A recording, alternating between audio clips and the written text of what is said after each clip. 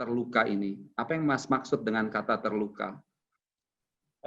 Jadi saya sering tidak mengenali bahwa atasan saya ini ada beberapa orang yang mungkin tidak suka di debat. Gitu. Nah, sometimes itu bagi saya karena ini saya mungkin kemampuan saya memahami karakter tersebut itu terlambat. Karena saya terlalu mungkin mengkristalkan apa yang saya alami sebelumnya. Dulu atasan saya termasuk mungkin owner pertama dari Trakindo ini mengajarin kami berani, jujur dan terbuka gitu. Jadi itu saya pegang sekali gitu. Ternyata nilai itu sudah mungkin tidak sama gitu ya saat ini gitu. Dan itu harusnya saya pahami.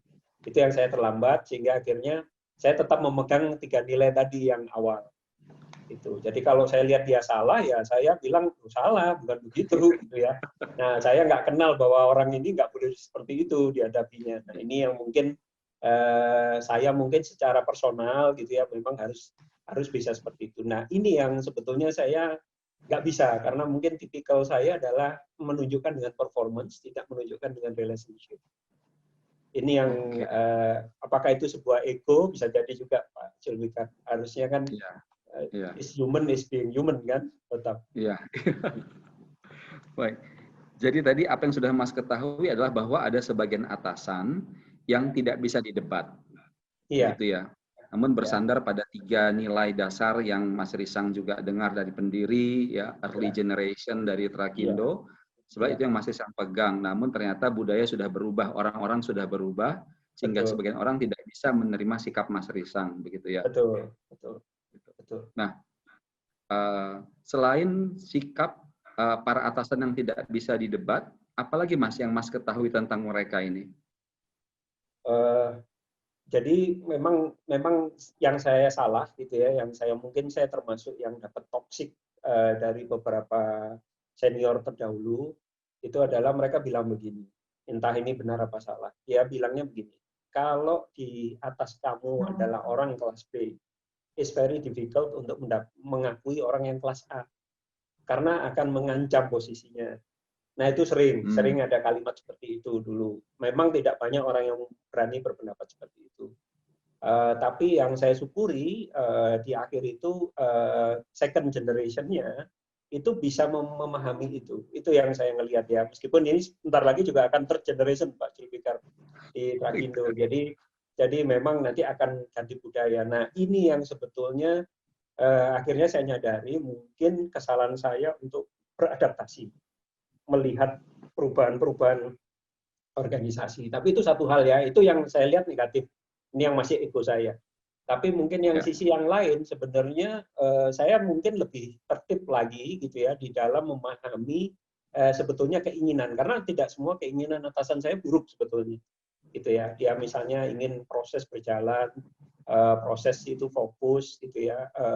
Result oriented-nya lebih keras gitu. Kalau saya lebih kepada punya kecenderungan kalau orang itu tidak bisa, daripada kita teriakin atau kita marahin, cenderungan saya, apa masalah kamu? Saya gali dulu root cause-nya, kemudian saya bantu. Memang yang saya lakukan ini hasilnya lebih lambat, tetapi lebih permanen sebenarnya. Nah ini yang perbedaan prinsip ini yang sometimes nggak semua orang dengan cepat memahami. Tapi sebenarnya yang paling jelek dari diri saya adalah seharusnya saya tetap menaruh dia di atas sebagai organization awareness. Harusnya saya meletakkan priority dia duluan dibanding katakanlah priority saya. Meskipun saya selalu berlindung, saya nganggapnya ini berlindung ya sebenarnya. Kan demi kepentingan company gitu. Saya nggak demi kepentingan pribadi. Nah itu yang mungkin selfish lah ya, mungkin ego lah. Mungkin itu yang mungkin saya belajar juga untuk mendewasakan diri di situ Pak Zulfikar. Jadi kalau saya boleh sampaikan ulang, apa yang Mas sampaikan tadi adalah bahwa ketika menghadapi tim kerja yang melakukan kesalahan, Mas Risang ini lebih cenderung untuk menggali lebih dulu permasalahannya dan mencoba membantu dan mengempower yang bersangkutan untuk bisa memperbaiki cara kerja. Namun pola ini terlihat lebih lambat oleh para atasan, katakan begitu ya.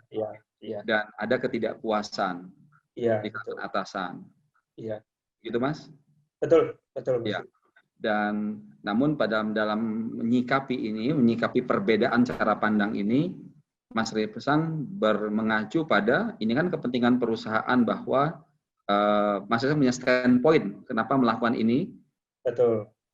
Namun tadi apa namanya, Salah kurang posisi saya. sensitif begitu ya kepada Iya, para kurang atasan sensitif. begitu. Iya, kepada para atasan. Oke. Toh mereka yang menentukan. Ya. Namun kalau saya dengar Mas Risang sudah memahami persis peta ini sebetulnya, peta situasinya gitu ya. Kondisi para atasan, kondisi tim kerja, cara Mas Risang handle. Bahkan Mas Risang tadi mengatakan itu adalah kelemahan Mas Risang. Apakah ini ego diri sendiri sehingga ini terus terjadi?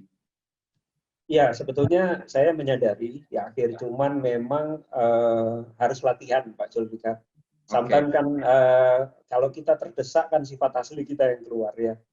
Jadi kalau kita tersudut atau kita lagi berdebat cukup dalam gitu ya, itu akhirnya sifat asli yang keluar. Tapi dengan adanya WFA ini, jadi setelah saya menyadari ini ada positifnya juga karena sebelumnya saya kan di operation ya, kembali lagi ke head office. Memang secara typical style bekerja saya ini sebenarnya lebih cocok di head office sebenarnya, karena lebih berfokus pada strategi gitu ya dibanding katakanlah operasional. Kalau operasional tadi hasilnya harus cepat ya, itu dibanding katakan ini. Padahal kalau saya bicara hasil, bagi saya this company adalah bisnis, bukan hanya untuk mencapai KPI kan. Jadi sometimes saya mengabaikan KPI yang harus saya capai, tapi yang penting uang masuk. Kalau saya seperti itu. Gitu. Nah ini yang sometimes tidak bisa disatukan karena memang uniqueness company kami adalah sales itu sendiri terpisah, operation terpisah sendiri. Jadi tentunya KPI operation berbeda dengan KPI sales kan. Kalau revenue kan kita mesti ngejar dari apa namanya sales kan, dari sales proses. Nah saya lebih ke fokus kepada betul-betul bottom line dari company gitu dibanding katakanlah saya hanya bagus di KPI internal yang mungkin notabene bagi saya tetap biar in trouble gitu. Tapi at the end itulah saya salah. Padahal saya posisinya operation. Baik. Kenapa? Saya salah menempatkan diri. Itu Pak Jules yang saya lihat sih. Ya. Ini dengan peta situasi yang baru Mas ceritakan dan kembali ke tadi tema pembicaraan kita tentang kesabaran untuk melihat sebuah perubahan dan tujuannya adalah bagaimana Mas Risang bisa lebih mengelola para atasan, gitu ya. Dan tadi Mas Risang sudah sampaikan juga bahwa perlu latihan pada diri Mas Risang untuk bisa mengelola ini dengan lebih baik. Betul. Pertanyaan lanjutan saya, Mas. Kalau tadi hal-hal yang sudah Mas Risang ketahui,